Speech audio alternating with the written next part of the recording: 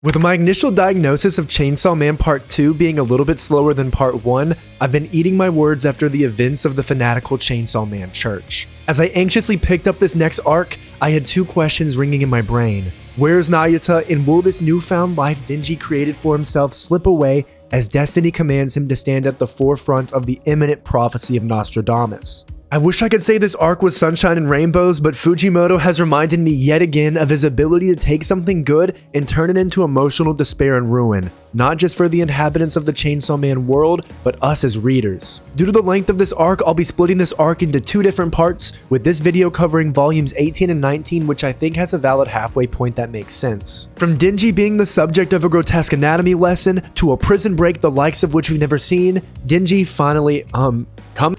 The worst sushi experience in history, all the way to Black Chainsaw Man returning, this is Chainsaw Man. If you're new to this series, I cover Chainsaw Man from a completely blind perspective of never having read the manga, and spoiler alert, I fucking love it. These are my completely blind thoughts, impressions, and review of the first half of Chainsaw Man's Aging Devil arc.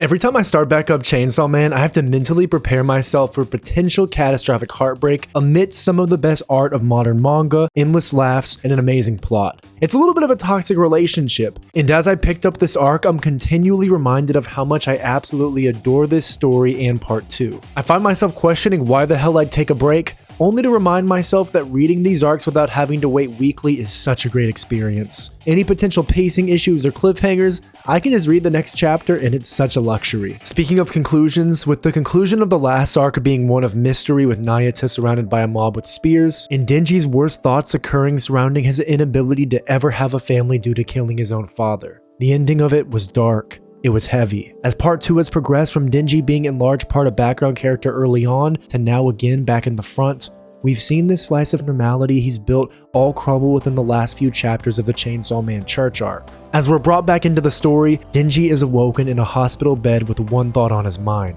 Nayuta. As if it could be anyone else at his bedside, Yoshida is there and he informs us that Denji has been asleep a full week. And this Yoshida we see isn't the normal one who usually is a bit strange, but seemingly not evil. This Yoshida, contrarily, is cold and dismissive, and he tells Denji that he broke the rules. He turned into Chainsaw Man and there is nothing he can do to help him, and as I'd soon come to learn, Yoshida can no longer stop what the public safety has decided to do with Denji after Denji broke his agreement. I imagine Yoshida's coldness is likely rooted in his disdain for the diverging paths of what his work requires him to do. After all, he does have a pretty consistent relationship with Denji thus far. However, public safety has decided to dismember Denji like a science experiment, likely to keep him fully out of commission. Holy fuck, with the arc just beginning and the Public Safety Commission has already decided to chop up Denji, and just within this past arc, the public safety was literally just on his side, or seemingly. With this agreement of him not turning into Chainsaw Man, I didn't think they'd result to measures like this if he broke it. After everything he went through this last arc, I'm not sure how they can't see that he needed to turn into Chainsaw Man. With Denji being dismembered, this reminded me of a Sukuna type instance where his body parts were spread around. Public safety has always been under the guise of working alongside Denji and wanting to help him, but in reality it has always been about controlling Denji,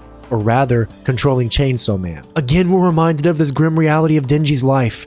Everyone is always after his chainsaw heart, but what about Denji's? Not even the Denji Yoshida ship could stop this. There's an intense moment where we're brought to Denji's inner world where he's talking with Pochita, telling Pochita he needs to get up. He needs to save Nayuta, and Pochita smiles and asks how he can do that without his legs. Pochita has so rarely come across as nefarious, but at the end of the day, Pochita is a devil. However, similarly to the ending of the last arc with Denji talking to himself, this may just be his own inner world in turmoil manifesting into Pochita. This ominous Pochita doesn't match everything we know Pochita to be, so I hope this was just Denji's projection. While Denji is in the inner world, we see far too graphic of a set of panels of Denji being amputated limb by limb. This was such intense body horror as we witnessed the immense HIPAA violations, and we're introduced to where Denji's being harbored, the Tokyo Devil Detention Center, a place so impregnable that it would take a war to compromise the facility's safety. When I read war and saw Asa's legs, I was beaming with excitement that literal war was here.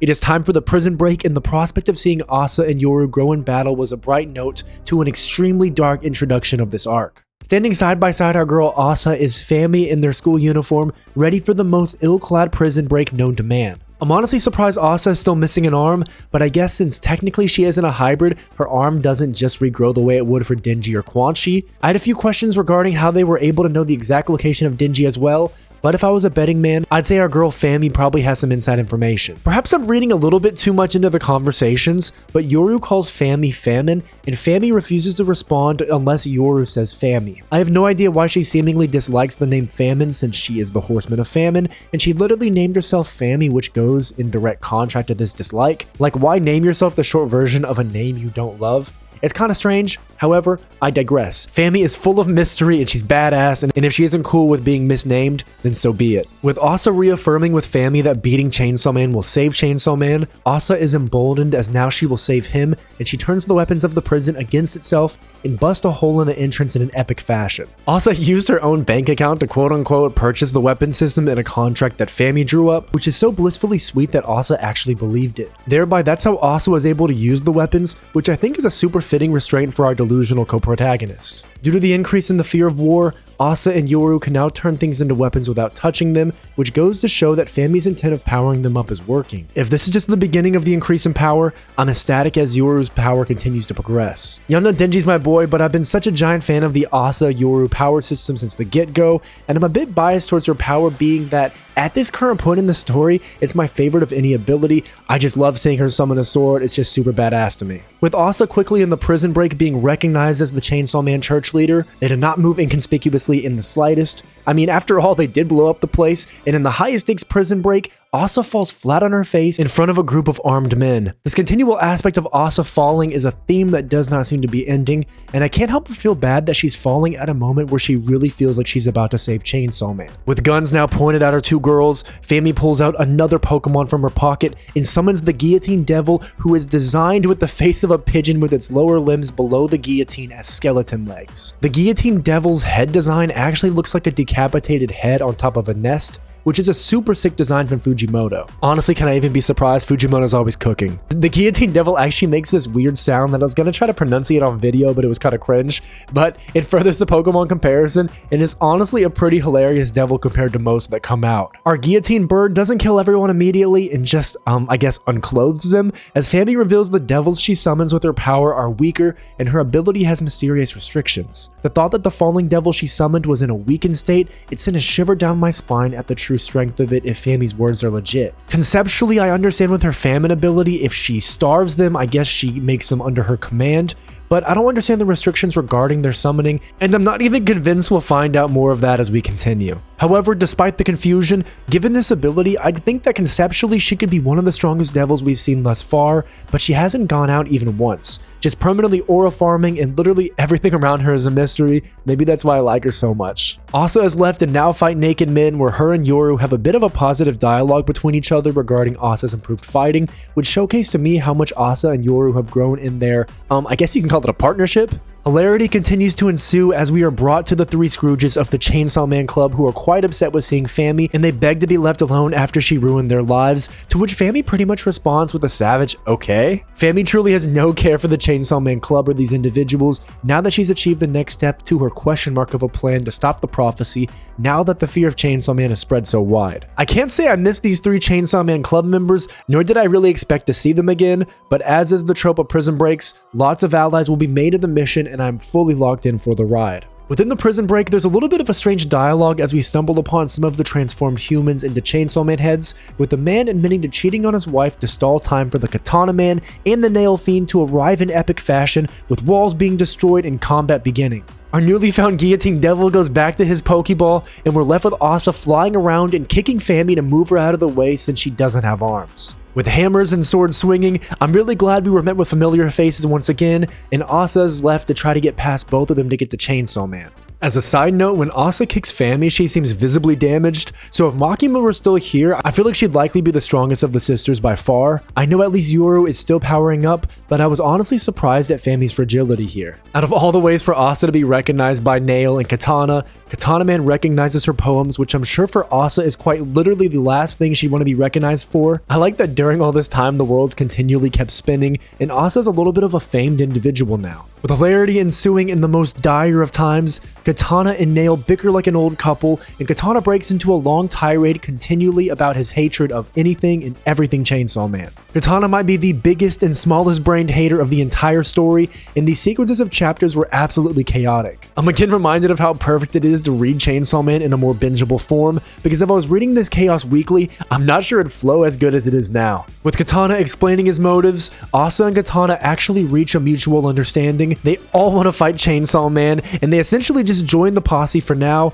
It was a really easy talk no jutsu moment for Asa. There's some interesting characterization as they all talk, and it's mentioned that the Nail Fiend wants to open up a business and live a relatively normal life, which felt surprisingly wholesome, and I wasn't expecting that from her. And I was wondering, what would she even want to do? Would she open a nail salon? With the group all now turned against the public safety member, he flees and says he's going to fetch someone who can kill them all. Only 3 names came to mind of who could possibly kill all of them: Kishibe, Rize, and Quanxi. I had chose up the prospect, and I think my speculation for Rize was heavily influenced by the fact that I just watched the Chainsaw Man movie a few weeks ago. With our groups fully aligned, Yoru and Katana both admit their hearts beat for Chainsaw Man, and we transition into the surgical room where Denji's being held. Despite the awful feeling I had in my stomach regarding Denji, I couldn't help but just be baffled at the insanity of these surgeons and their utter lack of care about their lives being threatened and demanding an apology for knocking over the boxes. These boxes were exactly what my worst fear was. They were boxes of Denji's body parts. There may be a ton of humor in the air, but make no mistake, we were looking at utter dismemberment of a human.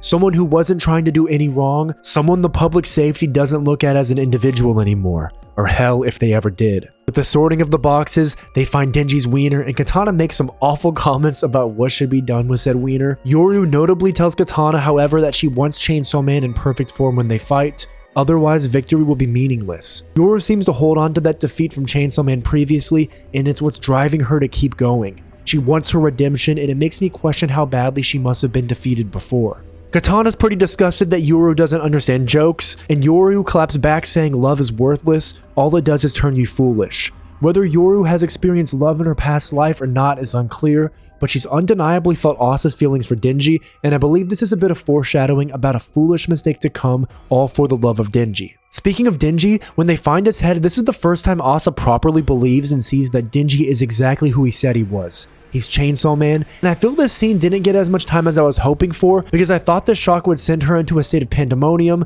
but with the door breaking down and chaos continuing, there was no time. My eyes lit up so bright and my smile was so wide once I realized who busted through that door. It was none other than one of my all-time favorite characters who I will glaze until the ends of the earth, Quanxi, our harem lord, our perpetual immortal badass. Now the story's made me stuck between wanting to see our heroes escape properly and Quanxi go all out.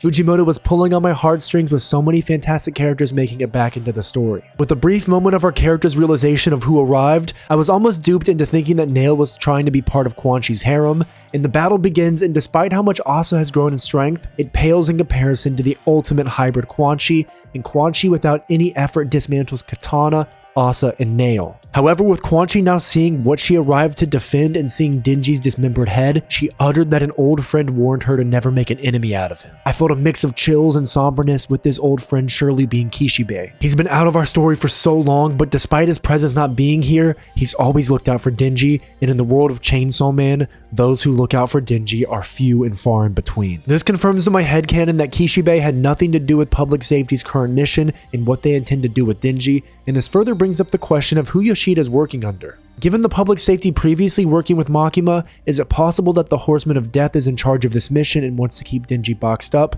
and thereby unable to grow in strength and stop the prophecy of Nostradamus? It's a bit of a shot in the dark, but I'm shooting. Public safety's depravity knows no ends, as the public safety worker who cheated on his wife shouts to Quanxi that her lovers are in custody and that they could dump them in a ditch if she doesn't listen and kill the intruders. With karma hitting like a fucking freight truck, old fella, despite being surrounded by a multitude of female badasses, says, "Let me say one more thing, women are," and before he could get out any misogyny, he's killed by one of the humans turned to Chainsaw Man heads, which, unless I read wrong, is his wife who he cheated on. Wow, perfect poetic justice. Quanxi now reevaluates the situation and tells them to kill her and that she'll just pretend she lost, and thereby her lovers will be protected as well because she didn't disobey orders. And of course, our lovely cast of surgeons say they didn't hear a thing, and at this point they become a great part of the cast of this arc with all the comedy they bring. Before Quanxi is killed, Yoru asks one last question to Quanxi, and it's whether Chainsaw Man is stronger than her.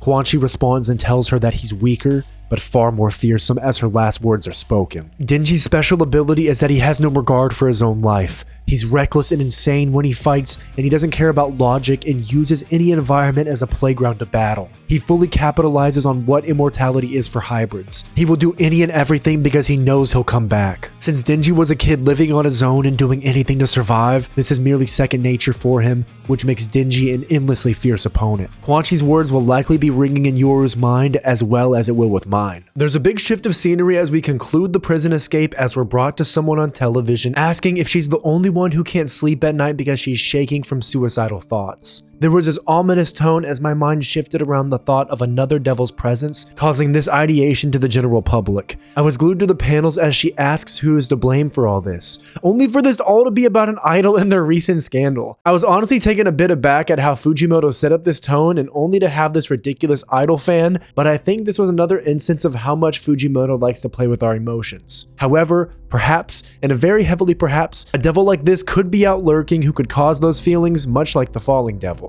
Anywho, conspiracy and idols aside, Asa comments that she had her 15 minutes of fame and lost her arm and now no one remembers her. I couldn't help laughing because literally just a chapter or two ago she was recognized as the Asa Mitaka, but nonetheless. As the shock from Denji being Chainsaw Man is still palpable for Asa, we see Denji, and thankfully we're spared the panels of him being reassembled, and Denji lays comatose on the bed. Neil points out something poignant. With Denji there asleep, she asks if this is the kid the public safety is afraid of. The humanization of Denji coming from the eyes of another fiend. With us not knowing the new setting being Fami's hideout, we find her eating in a very unsettling few panels where Nail asks if she's always hungry. This is something I've dwelled on a bit as well. It's like she has a bottomless stomach and she's never able to be satisfied. That does pair with the aspect of famine and hunger, and I can't help but feel deeply unsettled with this hunger. And whether or not this hunger is solely for food, or power as well, or perhaps something even more nefarious. The panels around her eating seem intentionally uncomfortable and not the usual funny panels you'd expect from Fujimoto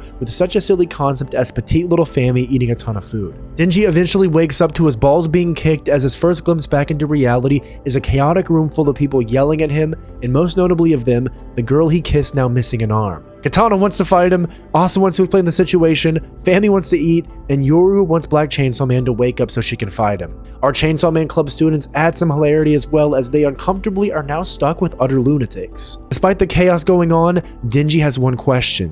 Where's Nayuta? He doesn't care about anything else. If she's safe, he'll fight all of them if that's what they want. He just wants someone to find her. The evolution of Denji has been something so emotional to watch, and the desperation in his plea disregarding any care for himself. He just wants her to be okay. I felt such a big tug on my heartstrings as Asa takes back over her body and asks what happened. As you all know, I love the Asa-Din dynamic, and maybe I'm overreading this panel, but that question seems genuine. She really does care. With Denji now losing everyone he's cared about, Nayuta can't be one of them. As the scenery switches, Denji goes through the debris of his old home, and you can see in every panel the heartbreak in his eyes and face at what has become of his brief slice of a normal life cut short. It was tough to read, and despite Yoru telling him the likely outcome of Nayuta, Denji ignores it and continues on, and he brings Asa along with him, and Asa tells him if there's anything she can do, she'll help with anything. It felt like everything Denji needed in that moment, and I was really happy that Asa was there. However, it was a bit confusing for Denji, and he exclaimed that she kicked him in the balls, and now she's being nice. He doesn't understand her. Honestly, it's hilarious that Asa has this Dr. Jekyll and Mr. Hyde with Yoru, and Denji is evidently as confused as ever about women. With Asa asking Denji to turn into Chainsaw Man and fight, Denji denies the request and says that whenever he becomes Chainsaw Man, everything around him turns terrible. It's a tough dynamic because Chainsaw Man is part of Denji's entire identity. It's inseparable from him, yet this loathing for a part of himself will only lead to his shadow growing more and more. The bigger the shadow, the more it comes out.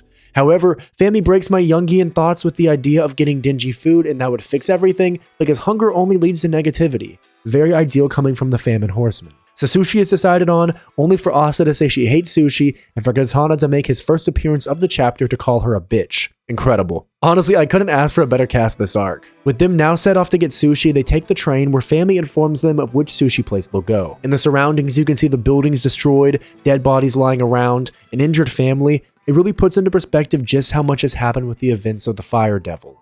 This is the new normal and it's dark and I appreciated the world building. With Denji asking Asa why she wants to fight him, Fami explains the motive. His heart is what makes him Chainsaw Man, and the power of the contract exists on what she believes to be the terms of the contract being the requirement of living a normal life. That if he were to break the contract, then the quote-unquote real Chainsaw Man would emerge, and then she would defeat the real Chainsaw Man and then implant a human heart into Denji's body, thereby having him become a normal human. There's a ton to dissect here. Just like Makima, Fami doesn't understand Pochita's contract with Denji. Pochita told Denji to show Pochita his dreams, and at the time it was for Denji to live a normal life. However, as Denji has continually spoken on, and even in this chapter, he asks what a normal life even means. His state of normalcy is constantly evolving, and it's changed from when he was starving as a kid eating toilet paper to satiate his hunger. Fami's understanding of the contract is that it is a stagnant agreement, not knowing that Denji's dreams have continually changed, and thereby the contract can't just be broken by Denji living out a normal life now. Pochita wouldn't impose a contract that wouldn't benefit Denji, and nonetheless a contract that could be easily exploited by some of his enemies. I'm unsure where both Makima and Fami gained their understanding of the contract,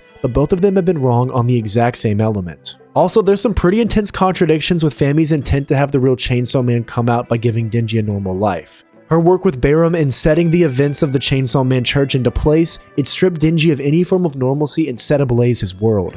Her actions are quite the opposite to giving him any form of normalcy, and she instead seems intent on pushing Denji to the emotional brink of blacking out, enabling Chainsaw Man to take over. Additionally, I thought she wanted to get Chainsaw Man stronger so that Yoru and Chainsaw Man could both work together to stop the prophecy, yet here she wants Denji defeated. Time and time again, her intent is shrouded in mystery, and even though I want to believe her because I'm a Fami fanboy, she's full of holes in her statements and is perhaps the Makima of our part 2. I really just can't trust her. Now the conspiracy hour is over, and with some dialogue between Fami, Yoru, and Asa, Asa's kind-hearted and adamant statement that she'll save Denji no matter what continually pushes me to believe in Asa and her growth.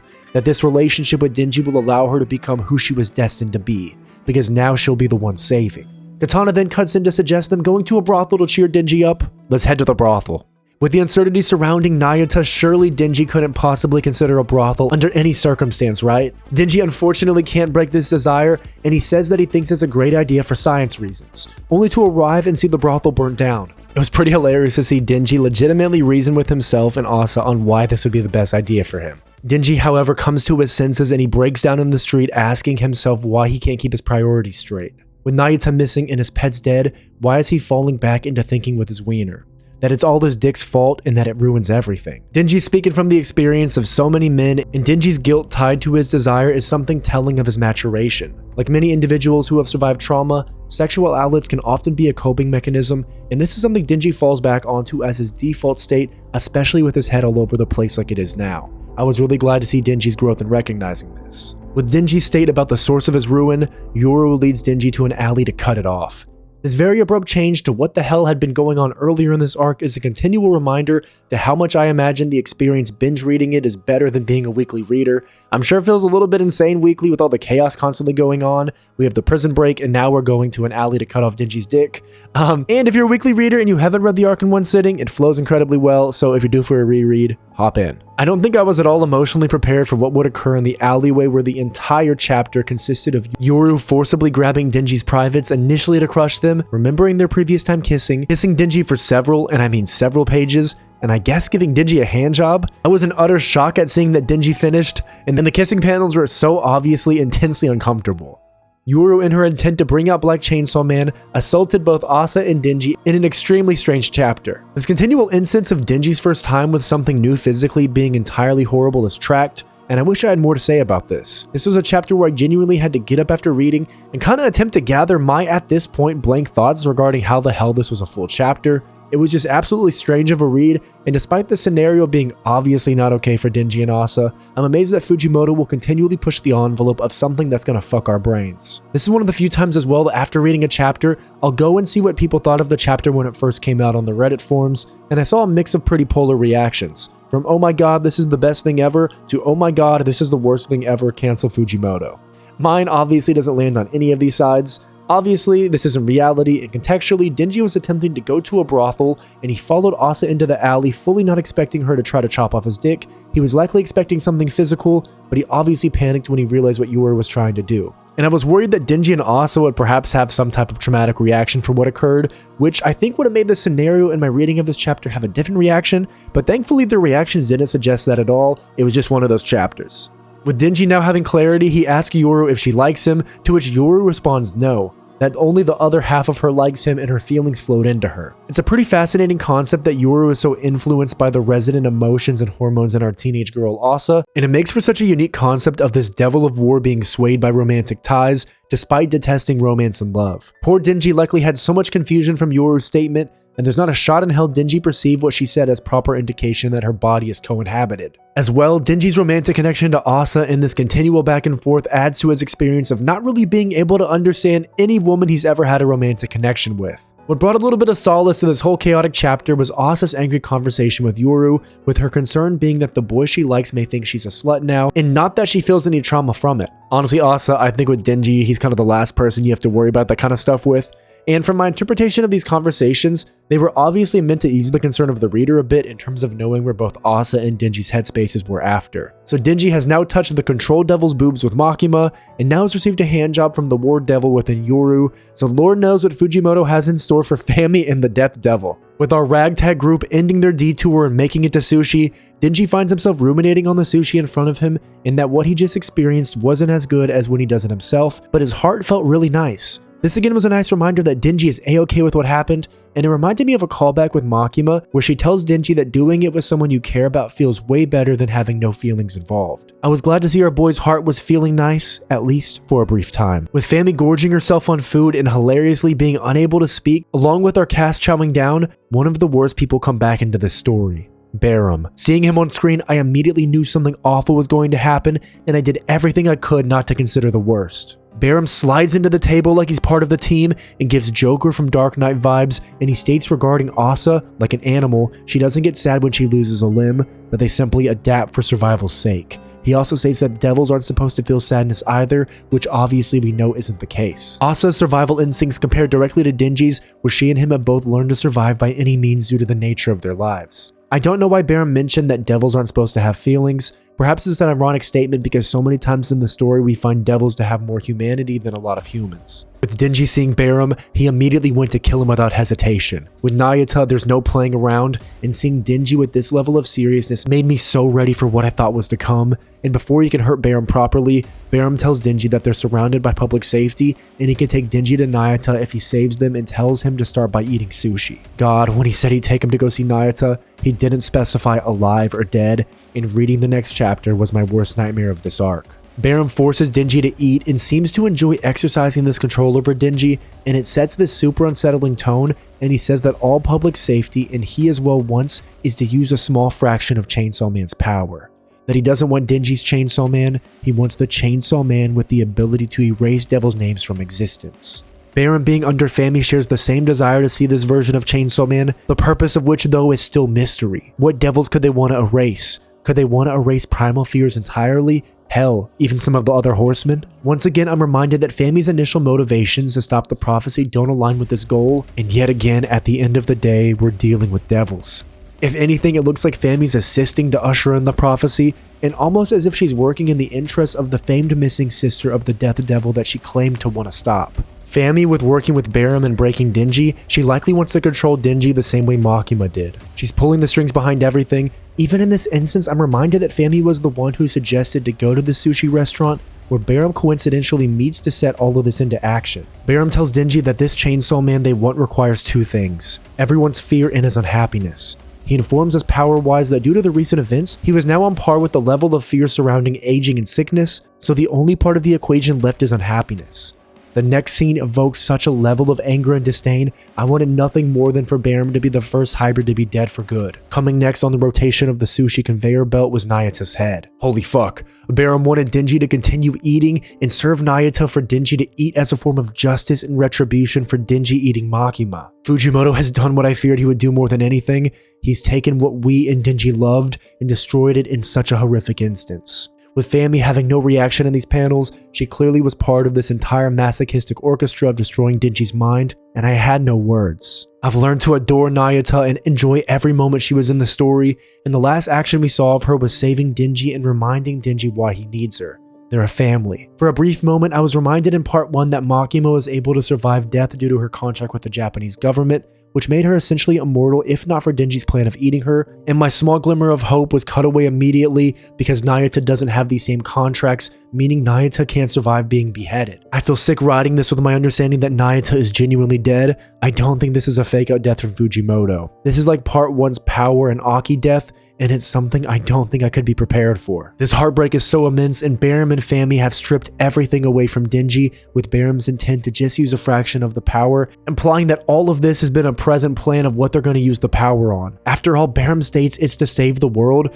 but I believe it's more likely to send the world into destruction. The immense emotional pain from Denji triggers him to break, and he begins transforming, starting with guts being strewn about his neck. But in the next moment, which I could feel through the page, it is still Denji as himself grabbing Barum's head and ripping it off with his bare hands. It felt so important as a reader to see that it was Denji who enacted this revenge by his own hands before the transformation. Yoru looked shocked at what she just saw and realized that maybe she wasn't even close to being able to stand against Chainsawman. After doing so, he transforms into Black Chainsawman, a form of Denji we haven't seen in a very long time.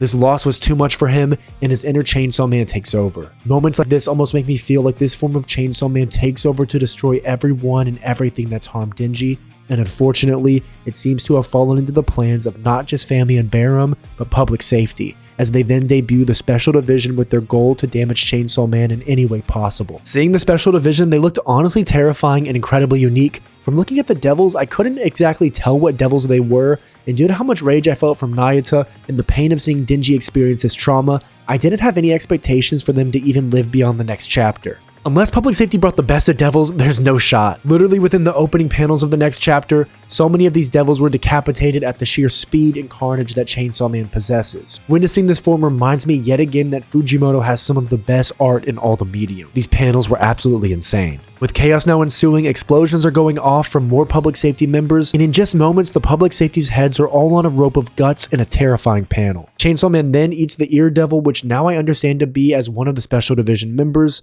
and suddenly we witness this power in real time. The power that has been sought after for so long. With Yoru being the first to realize, everything around the world with ears disappears, and it felt so unsettling. As we come to find out, there's someone within public safety who's able to announce which devil's names was erased, which blew my mind at this realization that this was part of a pre-planned test from public safety, which made me question whether they were involved with Barum and Fami due to how perfectly coordinated all of this is. My speculation for how she was able to know the name of the devil is they had probably done some type of experiment where they write down all the devil's names who go into the death mission, and if they see one of them get eaten, we know that concept is erased, and because they have the documentation for it, they know exactly that it was the ear devil. At least that's my rudimentary understanding of it. And with this experiment, it confirmed what concept would be erased, and then she again confirmed it through asking a panel of people, and no one knew the concept anymore. Again, this is just still part of my interpretation, but the girl who did the announcement, I don't think she even knew exactly what an ear was, she just knew that an ear was erased. With this confirmation of Chainsaw Man's power, hell breaks loose even further, and I was reminded of the International Assassins arc in terms of how much chaos is going on.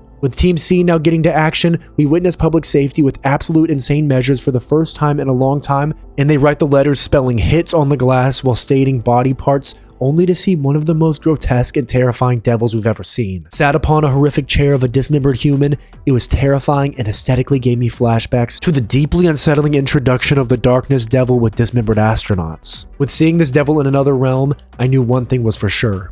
This is a primal fear. With the writing of the mirror being hit, it evidently was a deal of sorts, with this devil having a giant fist smashing through the building, only for Chainsaw Man to narrowly escape before Yoshida grabs Denji, forcing him to spit out the ear devil, resulting in ears being restored instantaneously across the world. Again, this seems so pre-planned. Yoshida has the perfect devil contract for this. This is genuinely world-breaking now that public safety has confirmed the powers of the Chainsaw Man. This will now set the devils and public safety alike against him. They want to use this power as a weapon to control because of how astronomically insane this ability is. I have no idea how this devil seems to have a somewhat nice relationship with humans and even deals with them, but public safety evidently has been on a fast track to becoming villains. A devil who uses dismembered humans as a throne is not one I'd ever want to consider a contract with, and I'd imagine that public safety will be betrayed at some point by this entity. I'm starting to think that with how awful the world of Chainsaw Man has become, that perhaps everything would have been better off if Makima was still here. With this experiment only continuing, we see the Prime Minister of Japan reading off the transcripts regarding never hearing of the word ear, yet after the restoration, the memory of that discussion no longer exists and was erased. Oh my god, this is so epic to see in real time, with the literal memories and experiences being actively erased if it pertains to what was being eaten. Then the bombs continue to drop as it also dawns on me that they're literally with the leader of Japan. They want to have the nation of Japan on their side for controlling the most feared devil. None other than being the presenter of this information is someone who I always felt was keeping their cards close to their chest,